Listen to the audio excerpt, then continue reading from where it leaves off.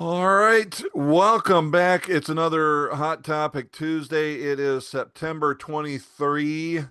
Weather is still great, minor rain, and hopefully we're all out selling a lot of real estate. I think Jack Smith looks like he's going to go play golf afterward. Is he? Give me, come on, Jack, you're going golfing. He's got to be golfing. Yeah, you. No? All right. Well, you look good, my friend. All right. So today, here's what we got this week in real estate. And if you ever wondered why I put it as Twire, Jack Smith actually brought it up. Those who may remember back in the day, it was this week in baseball. So I've literally just copied this week in real estate and Twire from that. But here we go. Let's talk. There's situations that we're going to run into. I want to run through them because we need to take a look at the purchase agreement. I found a number of people are still kind of going, this paragraph 44, I don't know that I understand how to complete it. So that's what we want to talk about. Here are your situations that I could think of that would come up. I'm a listing agent. I get an offer from another broker. I really don't have to worry about it, right? Because somebody else is writing the purchase agreement. It's on their PA. What I know, I'm representing the seller. Next situation is when I'm the listing agent, but I get an offer from our sister office. Well, I don't have to really worry about it because the other agent from one of our sister offices or within our office is writing the offer. It's kind of up to them to make sure it's properly completed on paragraph 44. We're going to bring that up. We're going to reverse it here shortly. But here's the other one. You are the listing agent and you're writing the offer. Now, I want you to think about that for a second. With what I've just given you here, do you know everything that you need to know to be able to properly fill out paragraph 44? Jack, I love it. There's no doubt. Jack, thank you. Jack Bertoya is up there, and Jack is going, no, ain't no way we know enough. And Jack, what is it that we're missing? Unmute myself. Agency.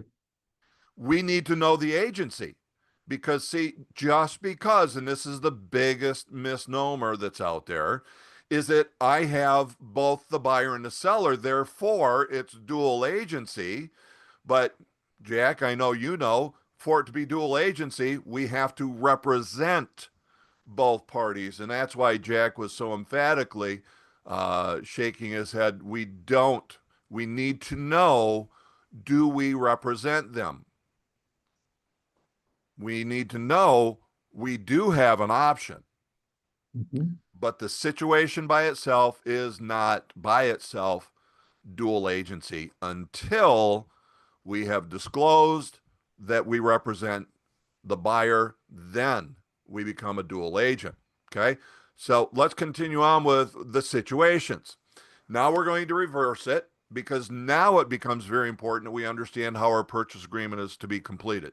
So you are the buyer's agent, and an offer is coming in, and you're offering, I should say, on another broker's listing.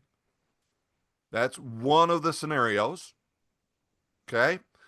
Now here's another. We are the buyer's agent. So, by the way, when I say we are the buyer's agent, we represent. So we got to make sure that we understand when we're using the term I am the buyer's agent. I'm representing. We are representing. So, in representing, it is this. I'm offering on a sister office listing.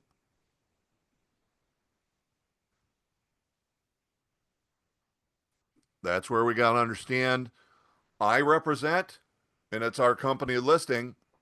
So if I'm Century 21 and I'm offering on Century 21 professionals, that's in house.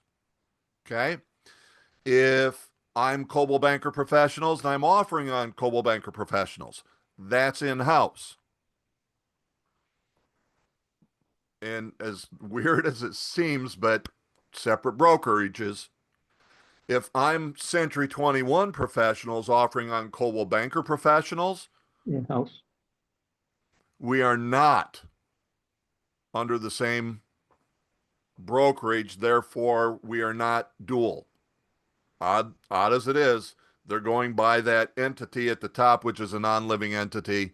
That one is doing business as Century 21 Professionals, and the other is doing business as Coldwell Banker Professionals. So that would not be sister. We're talking staying within Century 21 Professionals or under Coldwell Banker Professionals. All right. Here's another scenario.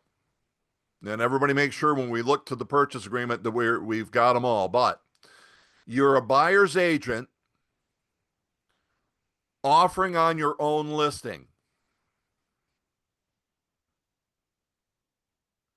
So I'm working with the buyer. I have them under contract. Boom. I gotta sell them my house. This listing that I have. Everybody agree that's potential? We need to know that that's a possibility, and right now we know that's dual agency. So let me stop my share with this. No, I don't have to. I can actually just go.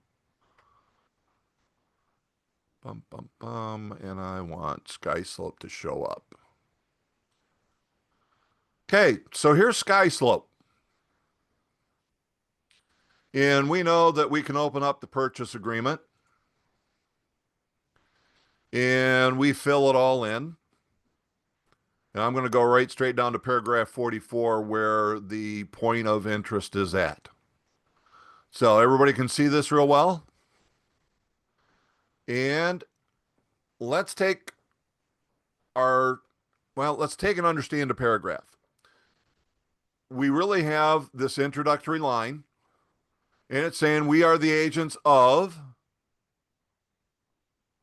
otherwise, do we have the buyer and or the seller? Do we have those two sides? Or do we only have one side? If it's my listing, I'm representing the seller and not representing the buyer.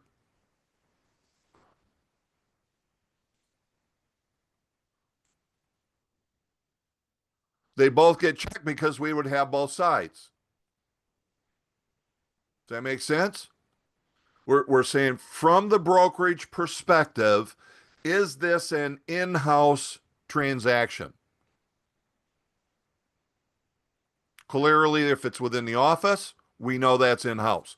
We need to remember that it's within our sister offices also, or another agent within our office, that we would check both. If I am only representing the buyer, it's on some other company. It's the buyer. That's the way that you're going to have it most of the time when you write this offer. If I have a buyer, who is Century 21 in this case, replace Coldwell Banker, who are we representing? In the scenario I gave, I'm writing the offer on somebody else's, some other company's listing, is representing only the buyer.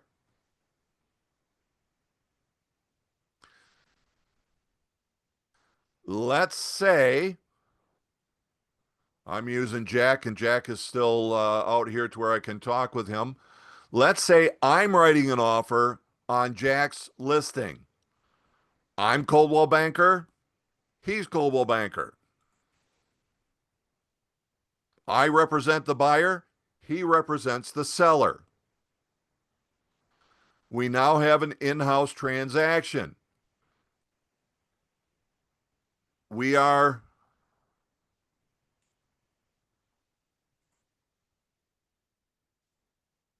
representing both. So it's not from an individual perspective. Paragraph 4 is dealing with the company perspective, the brokerage perspective. Does that make sense? Mhm. So with this line, it's only when we have one or the other. When we have both in-house, we use this one. And the reason for this is that we have the supervisory broker. So we're not talking about we as individuals.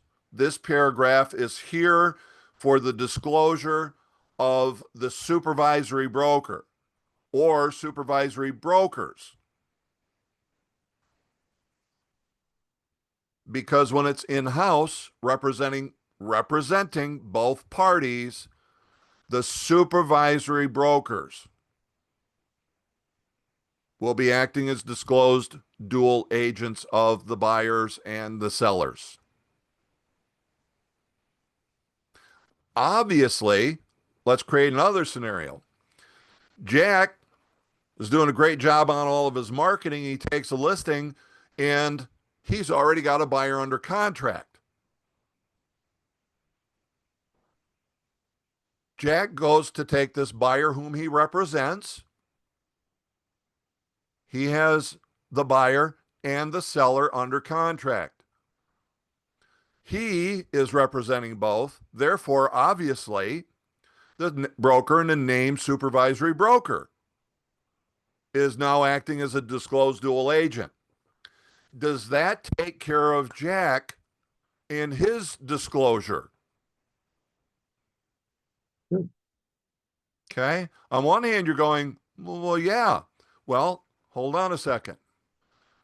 This disclosure is for who? Supervisory broker. The supervisory broker. Does it address our change as the individual designated agent representing both parties? And the answer is no. We still need to do our redisclosure that we're now a dual agent within that situation. Does that make sense? No? Cheryl, thank you for shaking. I'd prefer a little bit more confidence, and nope, it doesn't make sense. If you just read it, it's addressing the broker and named supervisory broker. Are you, and by the way, even myself, when it comes to disclosure, I am not the broker. That's a non-living entity. I am not the named supervisory broker. My case, it's Peter Toring. For many of you, it is your branch manager, and for others of you, you need to use Chris Hendricks. It's disclosing their change in their agency relationship. So you, as an individual, will still need to do your redisclosure, because what we know, anytime that there's a change to our agency relationship from what was originally disclosed, excuse me, we need to redisclose. We need to make sure that everybody knows what our new agency relationship is. Okay? I think we've got to do one more. So let me clear these back out. Let's bring Marjorie in for this one. So Marjorie is holding her listing open. Okay. So Marjorie is already, we know, representing the seller. A buyer walks in the door out of her open house. She doesn't know him from a hill of beans. Okay. And the buyer goes, "We love it. Can you write it up?" The answer is yes. And at this point, does she represent the buyer? Okay. Jack and Jack are going, absolutely not. And that is correct. Therefore, if we stayed in that mode where Marjorie is only representing the seller and only writing it up, she's going to do this. We have both sides of the transaction, but we're acknowledging that we're only representing the seller. I'm looking for all the nods that I can see. Okay. But then the buyer goes, well, gee, Marjorie, um, I want to be represented too. I have a question. Okay, go ahead, Lydia. So it says that the sales are designated agents of the buyer and the seller, but you're not a designated agent because of the buyer, because the buyer just walked into the open house. Oh, How can you Lydia, you're claim good. that? All right. So let me give you something that was a bit of an oversight in writing this. Designated leads to, I'm almost going to say, an implication that we represent the buyer. Don't overthink this. Don't worry about it. And that's where I want you in an updated version. This will be dropped out. Okay. That was just a, Okay. yeah. And I'll tell you, I missed it because I'm the one that wrote it and I missed it. And then I'm describing this and I'm going, okay, that's a mistake. I missed it. But really, it's down here where we're going. You need to know here's where the full disclosure is at. So I think we're okay. Nothing to worry about. But you're absolutely right, Lydia. So good pickup. Okay. So now let's switch it to that second scenario. The buyer goes, well, gee, Marjorie, we want to be represented too. Now, let's not lose a buyer to somebody else because they want representation. So here, nothing changes. We're looking at it as we have both sides. But now we're checking down here because we represent both the buyer and the seller. Now, what would Marjorie have to still do? I have another question. But you're representing the buyer as a seller's agent?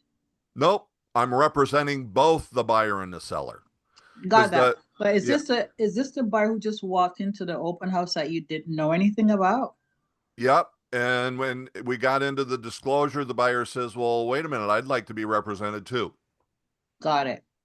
Yep. So just Oh, a pardon simple me. I'm sorry. scenario. Don't we need our seller client's agreement that to become dual agent? It doesn't become just automatically. And if the buyer wants to be represented, and if my seller client does not agree to me being dual agent, then I have no other option other than to refer the buyer to another agent, right? Dimitri, I love you, man.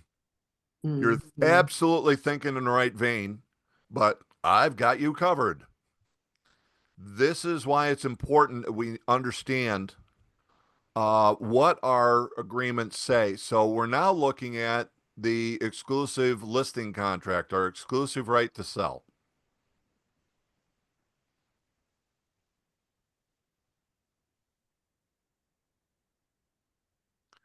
And, oh, come on. Did I go right by it the first time? It is our agreement, price inclusion listing, shared compensation, so participation, default, required showing signs.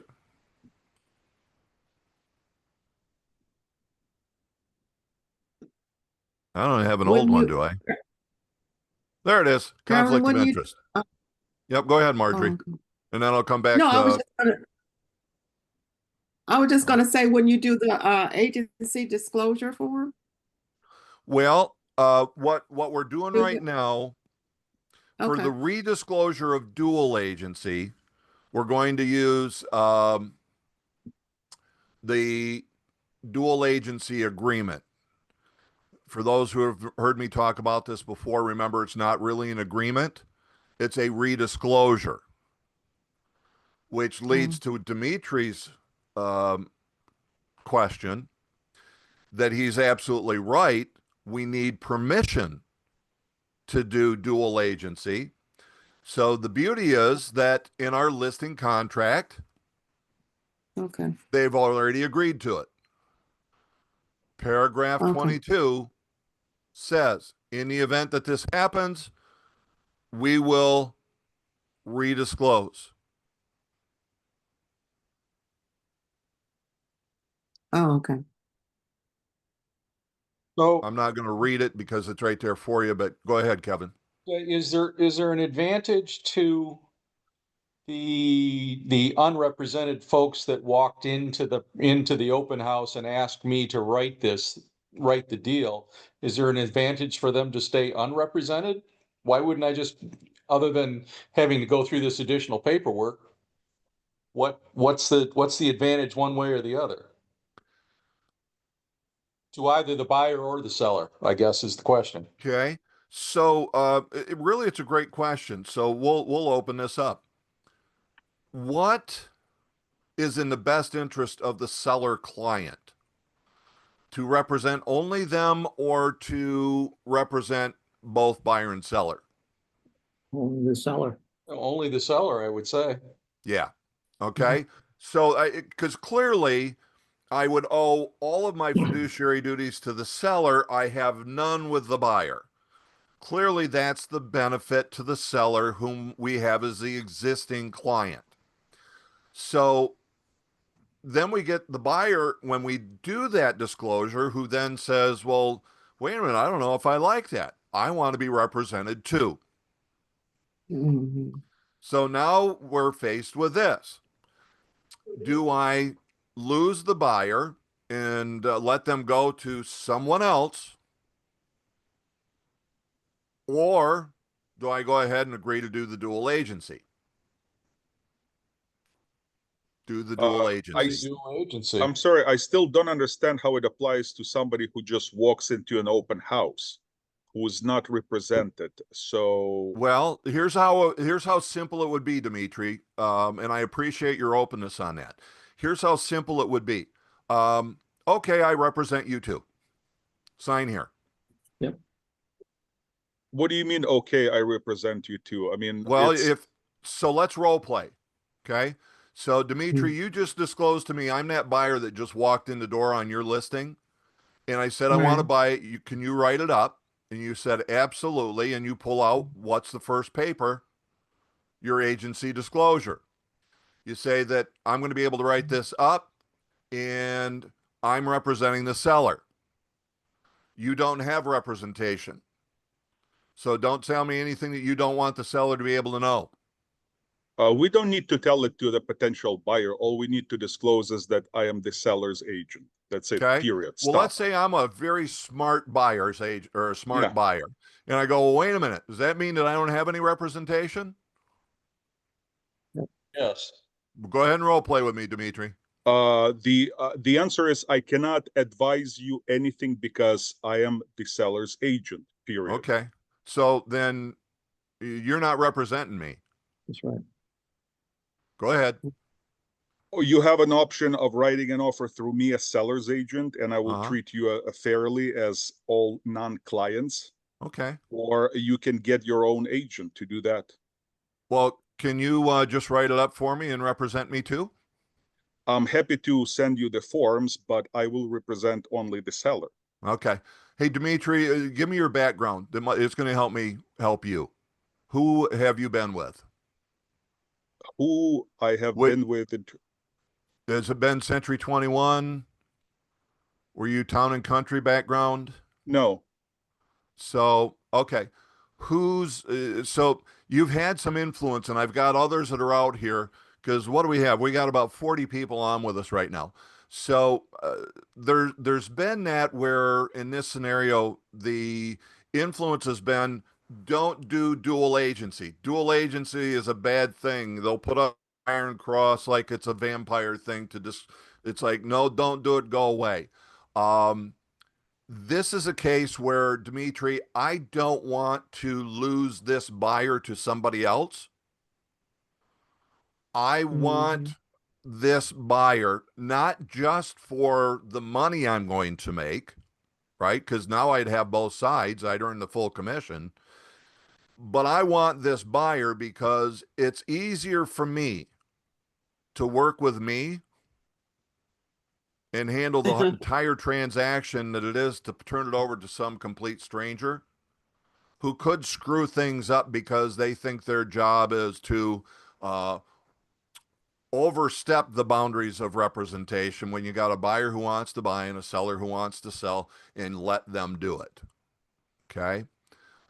So what I'm giving you as a guideline is go ahead and represent the buyer. Why lose them? Does that make sense? There's always an option of referring buyer to somebody in my firm, in which Sure, case, but why would you do that? because that's good business, and it's limitation of potential liability for me and the firm. Well, the firm is a dual agent now anyway. I know, but I am not. And that's, I think that's very good business, okay. because dual agency is a big gray area. No, it's not. It really isn't. And so, Dimitri, I'm going to say, for what you've got right now with your knowledge and what you've been provided, you need to provide the buyer with that guidance, that you can go ahead and I can refer you to someone else in our company. You can go somewhere outside of the company. That's probably where it's best, because that's where your knowledge that you've got right now, it would be best for you to do that. But I could take Larry Brazis. You guys used to think the same way as what Dimitri is right now. Am I right? Just a head nod because you're up on camera. I thought, yeah, the Town and Country for a while, it was like, no, don't do dual agency. No, we were never that way. I don't know where that came from. And I know it came from one of the other agents. Okay. The only thing that was a question was that when it's within the same company, because the Century 21, Town and Country back then what introduced was the designated agent. So now, unless you are the designated agent for the buyer and the seller, then there Representing both. Then there was no dual agency, even though it was in the same company. Yeah. Yep. And then now we're going okay. back. Are we not? No. We are still a designated agency firm. So the I only understand. way that we're going to have an agent as a dual agent is when the agent represents both parties. So even though it's in the same Century 21 Professional Rochester, if there's an agent in this company that represents the buyer or the seller, opposite of what I'm doing, it is not a dual agency. Not for the agents. It is a dual agency for the supervisory brokers and Okay. the brokerage itself. Understood. So that's where paragraph 44 that we started with the purchase agreement, that's with the supervisory brokers. But to be a dual agent, and us as a designated agency company, you as one agent must have both sides of the transaction and represent both the buyer and the seller. Understand. And so again, guys, it's not a requirement by any means. So if you're in line with what Dimitri is thinking, we're okay with you doing that. You can absolutely refer that to someone else, but know that it is okay. And we already have approval because of paragraph 22, of which, by the way, we have it covered also in the buyer agency agreement. So let me just pull that up real quick so that you're all aware of that. I But should have it Darwin, here. Yes. the agency disclosure that you have with your seller says that you're representing them as a seller's agent. You would Yes. need to have a new agency disclosure with your seller saying that relationship has changed. Well, that would be the Dual buyer, agency the disclosure. dual agency agreement. That's the one that I recommend, and it is in our files. And again, it's not an agreement. It is a redisclosure because we've already got the agreement. So let me just very quickly, you guys can see, yes, you can see what I'm doing here. And I'm staying within, and actually, no, I don't want that one. Darwin, while you're doing that, Yes, is the same thing apply? Like right now, I just showed my condo in Rochester. It's my landlord that I have the current relationship with in the signed agency.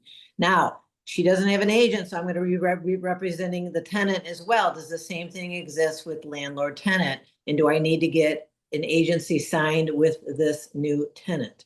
Say yes, I'm representing both of you.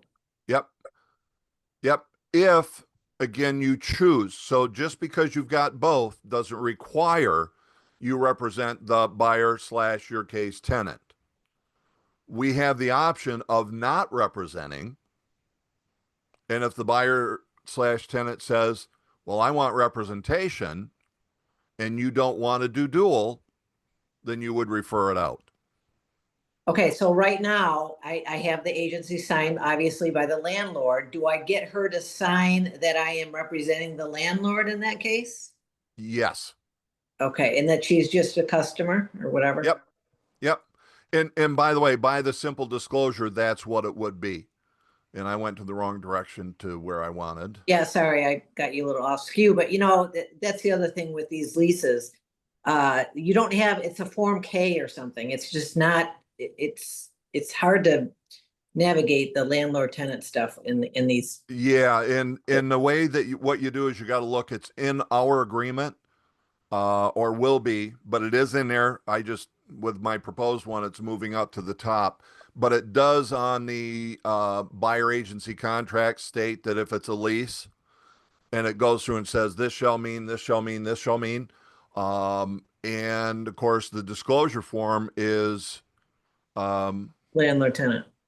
right. And it's the mandated form that came along with this agency disclosure. Because my experience has been with these landlord, all these leases I've been doing lately, those buy tenant and landlords, they do not want to sign the one that says buyer, seller. I am not a buyer and I am not a seller. Yeah, just point it out to them that it's already addressed in there.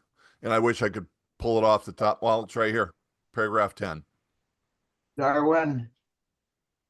So let me, hold on a second. So with what Deanna's talking about, guys, this is our buyer agreement. On paragraph 10, this is where it's also for a lease or a tenant. Okay. It just changes everything. So don't let anybody give you any crap for that. Paragraph 10 is there and it covers it from both sides. Was that just added? Nope, that's been there. So Deanna, back when you first brought it up to me, Yeah. this is going to be a confession. I forgot this was in there. Okay. And I knew it was in there. Okay. And I went, well, wait a minute, if I forget it. So the proposal, when it gets updated, it will be probably closer to the first part. It's going to be a 2 or a 3 versus a 10. Cool. Okay. And also it will actually state up here at the top that it would be that also. Okay. Go ahead, Hey. Larry. I want to back up on, explain again why anybody would want to refer another agent when they had the possibility of doing both sides. It is a point of where, with what they've learned, what they've been taught. Dmitry, don't hate me if anybody else. I'm going to say where they were influenced to believe that there's a greater amount of risk to do dual agency. Okay, Cheryl, thank you. I can see you nodding your head too. Oh, I'm don't one hate who anyone. It's just first-hand knowledge after 24 years of practicing Yeah, and learning from. And see, I've been mostly at this for somebody else's 38 years and mistakes. lived through 1995 when it first came out, and they tried to scare the hell out of everybody. I'm just one that, with everything that I've learned, everything that I've taught, I'm going, I believe there's less risk.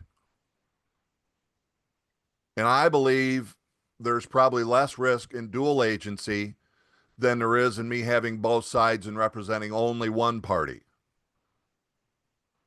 Okay. And here's the reason. I'll just give you my opinion, and I'm not going to try to sway anybody today. I'm human. And I grow a relationship with people. I'm going to do something that will imply agency. And the best scenario that I give is I had this.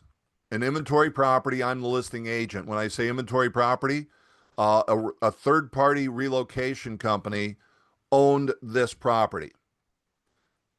I represent this third-party relocation company. I never spoke to anyone at that company. And then I had this. Former client, good friend of my youngest son. I sold them 3 houses, sold 2 of them. Let's see. Bought a lot for him, sold a lot for him, and he walks into this open house.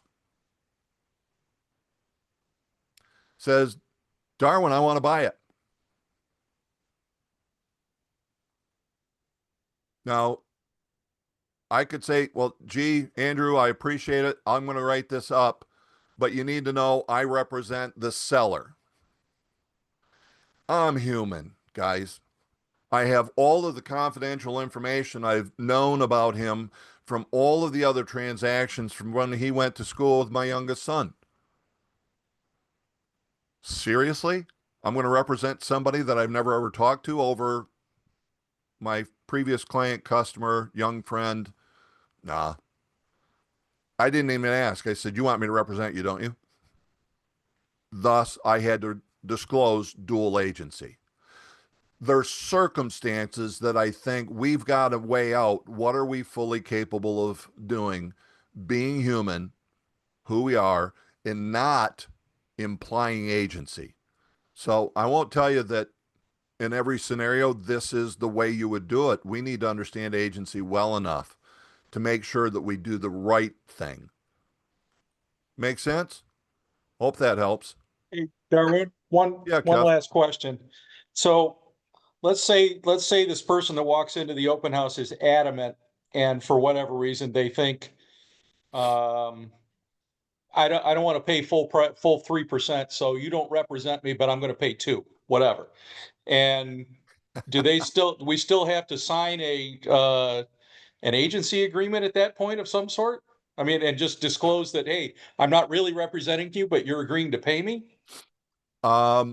So here's where we got to get into that aspect of going, what's the best way for me to fill out the paperwork? So in your scenario, we're representing the buyer? No. Not The buyer representing is the adamant buyer. they don't want to be represented for some reason, whatever. Cool. So let's use that scenario that we've been working with. Open house, they walk in the door, they want me to handle it. They're saying, but I don't want to pay you anything. No problem. My seller's already agreed to take care of all the compensation. Okay, so it comes out of the proceeds of the sale at that point. We get covered Yes, both because sides that way. remember our listing agreement says Yep. we get paid 6% for bringing a buyer. Okay. And is there any kind of a disclosure that an unrepresented buyer has to sign? Yes. We're going to still have them sign the agency disclosure that we are the seller's agent. Got it. Okay. Yep. Okay. Great question. That great clarification. See, and that's I always say that, and again, guys, this is somebody who's been in the business since 1987. And when the agency disclosure, I think, Jack, you were in the business at that time, 1995, right? When this came out, they were scaring everybody. It was like, oh my God, this is going to change the real estate industry. Cheryl, I see you nodding your head. Matter of fact, you wouldn't be able to have the brokerage that we have today, which is the same that we had pre-1995, because they were going, well, to do this, we're going to have brokerages that represent buyers only and brokerages that represent sellers only. And then in the end, nothing changed. So when I'm giving you all of my thoughts, just know it's because there's a boatload of knowledge and experience up in here. Go ahead. I have somebody one was more just question. asking. I have a question, Darwin. Okay. Okay, and it happened to me.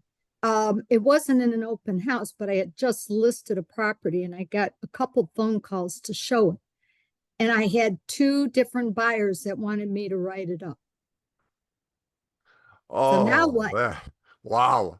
My least, I could pretty comfortably say that's my least favorite situation.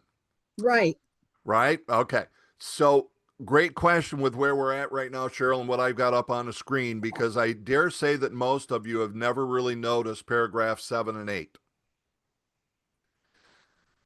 Here's the scenario around paragraph number 7. I want you to picture it, and it's what Cheryl just talked about.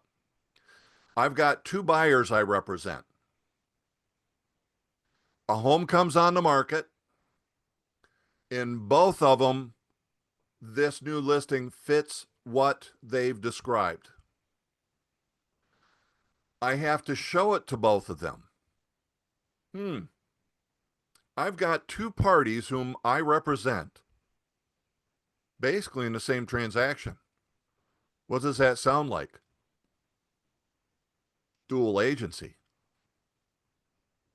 It's pretty much the same thing, isn't it? Is there not a conflict of interest? Yeah. And people go, well, then I would just give one of them to somebody else. Well, what did you gain by doing that? And that's where this becomes difficult. So here's the first thing I want you to know.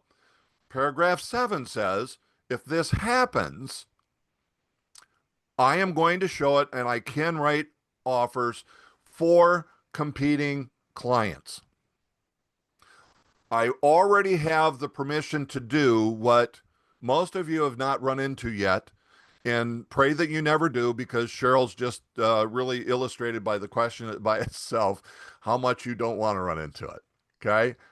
It's not fun. But I want you to first know you have agreement to do that. We are covered. Now, what's the best way? I'm a little bit blessed because I have my wife who is also a licensed real estate agent. I go, buyer A, I'm going to have Cheryl write this up for you so that it's confidential between you guys, and we're not going to share what each of us is doing. I'm going to go take care of buyer B because they also want to write on it. So I'm going to personally verbally disclose that I've run into the scenario of paragraph 7, and that she's going to take care of it over here. I'm going to take care of it over here, and I'm going to wish the best of luck to both of you. And then we'll take and get whoever is the successful one if we are to closing. Okay. If you don't have what I have, Cheryl might get a hold of Jason and say, Jason, could you do me a favor? And maybe it's just a favor, because how long does it take to put somebody on paper? But remember this, you might want to, here, I'm going to give you what we do to cover ourselves completely. If I'm going to, if I'm Cheryl and I call Jason, I say, Jason, could you do this for me? Jason should be designated also to represent that buyer in writing. Just a designation, just like we've talked about all the other stuff, that what if I'm gone? What if I leave on vacation for 2 weeks and I got Jason taking care of me? This is the same thing. Jason should be designated to represent that buyer also. And Jason would write it up for me. If he's just doing me a favor, I'm going to take him to dinner or lunch or, something of that nature sometime. Because I can do that, right? I'm not paying him any form of compensation. But on the other hand, maybe I need to, in which case that needs to be a part of the compensation through the broker requirements that we know how to split that up. Okay. But that would be the way that I would tell you to direct that. Does that help, Cheryl? Yes, but what if you don't have anybody? Just curious. Find someone. Otherwise, you just got to do your best to, because they're going to ask, well, gee, what'd you do on the other offer? And you got to be able to say, I cannot tell you. That would not be fair to you. You wouldn't want me to do that on the other side, would you? So, guys, I can only tell you what I told them, and from there you've got to make a decision. You are dual agent. Make sense? So Cheryl, find somebody you trust that you could work with. And by the way, one of the most trustworthy people that you could work with, your branch manager. Okay? If any of you are mentors, turn it to one of your rookies. If you're a rookie, turn it over to your mentor. But yeah, it's just a nasty situation. I think I've run into it once. I've run into having to show both, but thankfully only one of them wanted to write. Here's your paragraph 8, by the way. This is your agreement that says in the situation of a conflict of interest with a seller, otherwise I'm the seller's agent, and we come together, you are already given me permission to act as a dual agent. I simply need to redisclose. Yep, go ahead, Dimitri. In practical situations, at least from my observation, people either don't read attentively the contracts they sign, or they quickly forget. So in this situation, the seller says, even though the seller, he, she, they may have signed the listing agreement, but the seller says, no, I don't want you to be a dual agent. You're my agent. I want you to remain my agent. So what's the course of action in this situation? Even though the Decide whether or seller not you signed. want to take the listing, because this needs to come up. Oh no, I'm asking in the situation when you already have the listing that was signed and agreed, as far as I remember. Yeah, let me clarify, Dimitri. This needs to come up. This can't be breezed over. This is not a send it to them and just let them sign. This needs to be covered. The same thing when, and look, it should really come up twice. First, when I'm going through what agency is, and that I am a seller's agent, that means I represent you. I only represent you. No one else in my company represents you. They're all the enemy.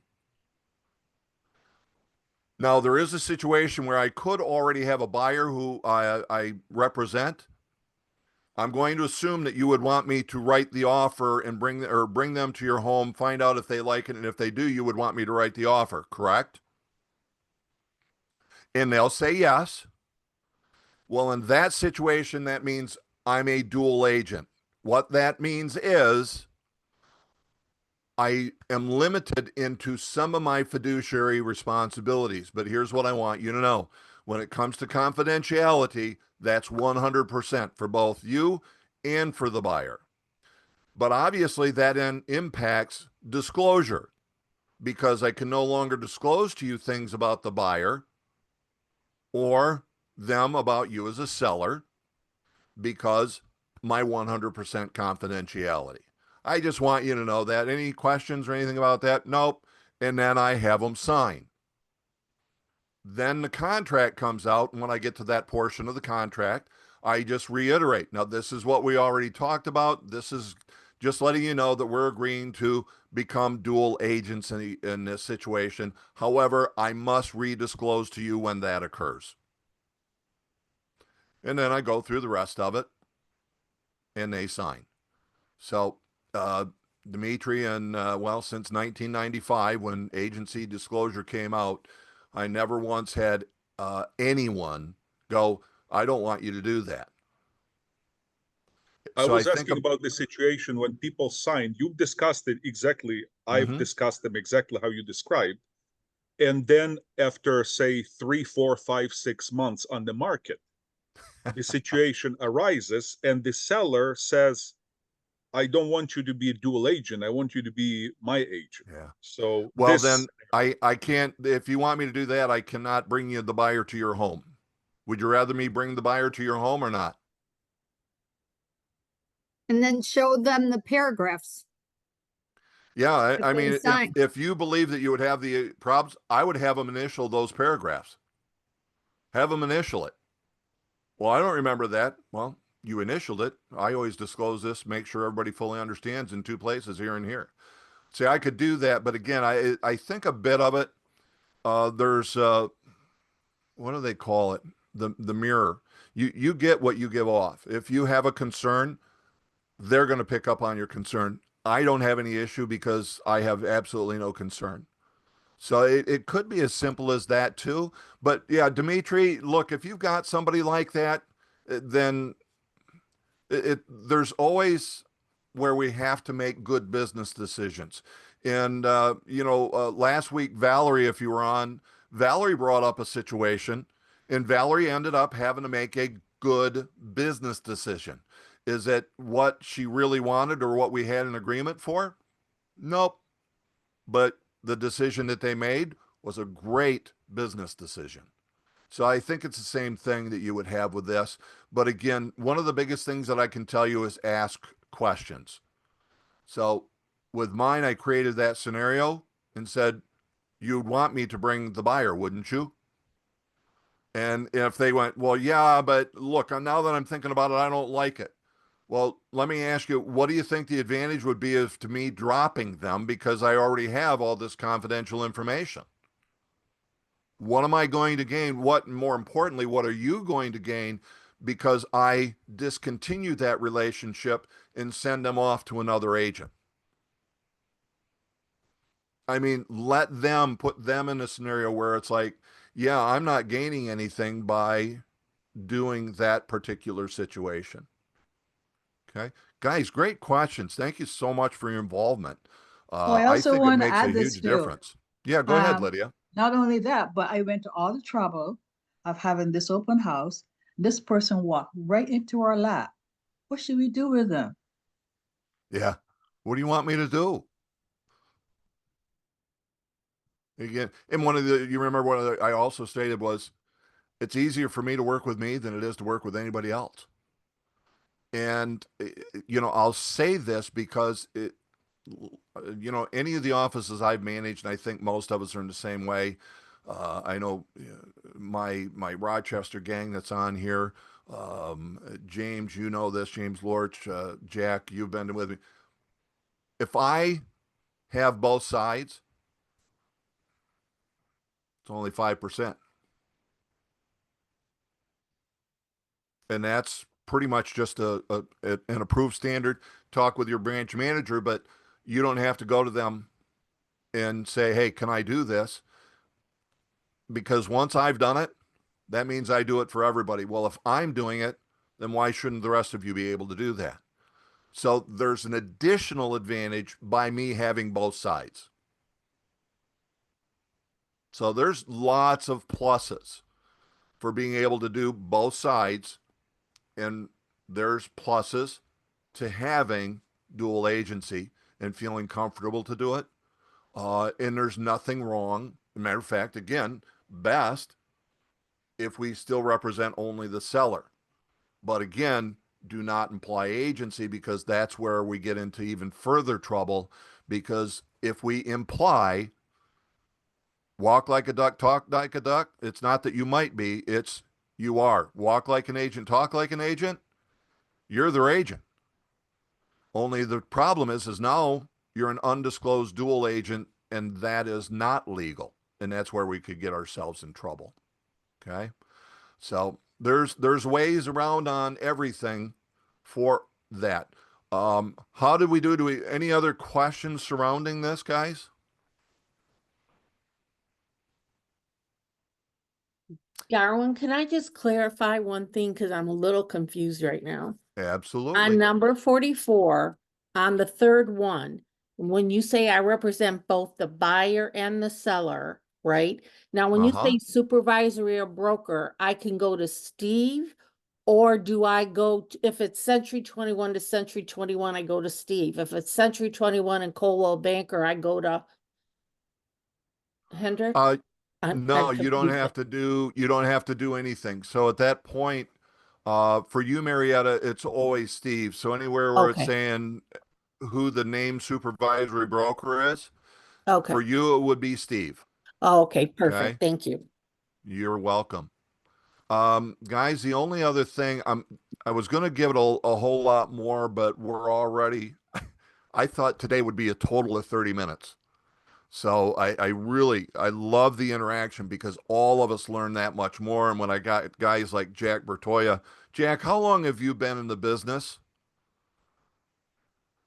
41 years. So you got me beat by 3. Yep. And you look a whole heck of a lot better too. So there's all of this experience where you get this stuff, guys. And I think it's just wonderful that we got guys like Jack who's willing to jump on and share and, always be green and growing, for once you ripen, you rot. So I know Jack jumps into that same theory with this. So here's clauses. I want to make sure at this point that you're aware of them. So all I'm in is in an addendum. I could do the same thing with the purchase agreement, with our paragraph on additional conditions. But I pull it up, I click on it, this window opens up. Now, you won't be able to see clauses until you're going to input it into a document. So that's where I was referring to the aspect of the what if I need, where do I go? Well, instead of getting in trouble by writing up your own appraisal guarantee, here, backup offer, broker compensation, contingency of an appraisal, contingency of the sale of the home, and I put it on here, our buyer, but I might want to put something.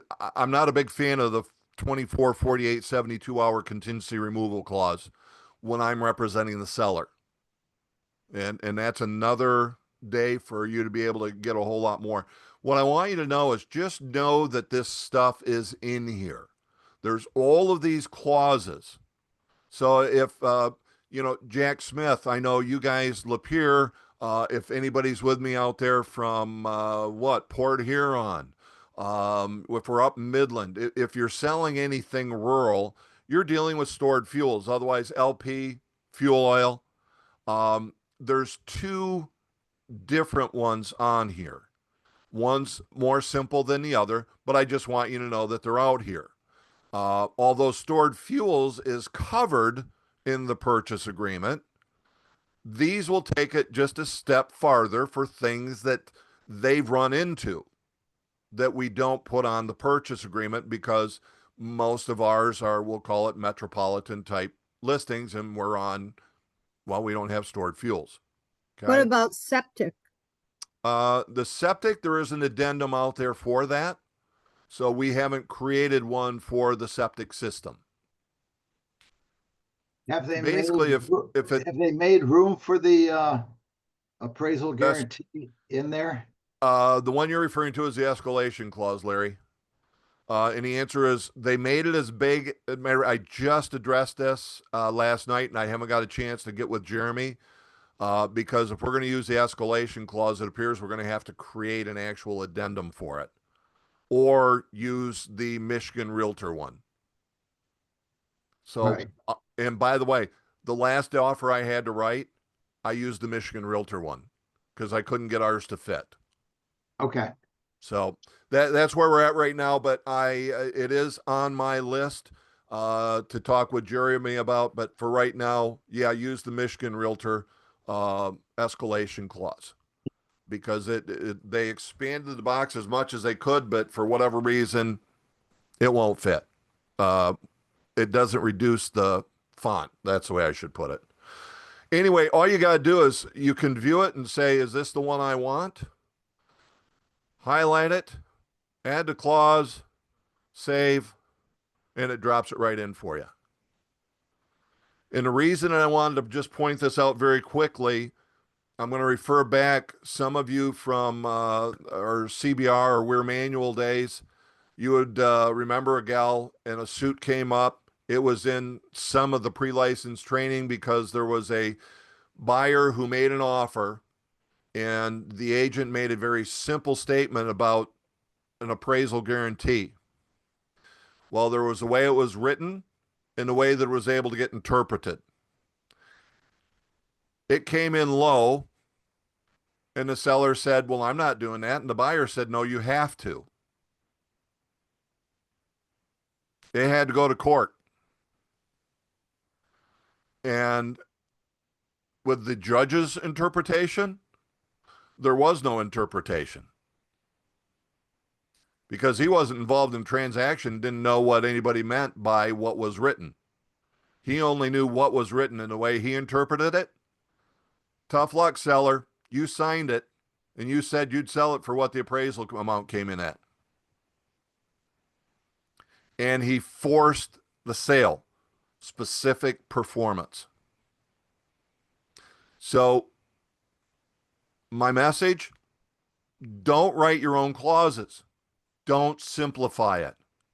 There's no guarantee with what we've put together in clauses that we've addressed everything, but we do our best to be able to do it.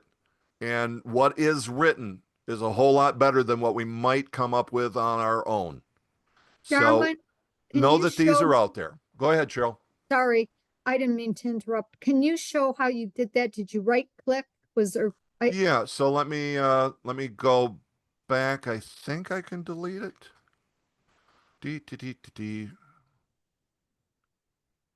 So that's it. Just click in. So let me cancel this back out. So just go into the form or to the area you want to drop it. Click I'm it. just going to click. This will come up. Add clauses. Okay. And there's your ad. Yep. And when you hit add, here's all of them. And then just remember, you got the eye over here. You can see what it actually says. Okay. And then, of course, if you see anything like this, that's where once you drop it in, so you got to say, yep, I want that. Add that clause. It says, is this what you want? And let me see if I can change that here. Yep. And then save. Okay, great. Thank you. Okay.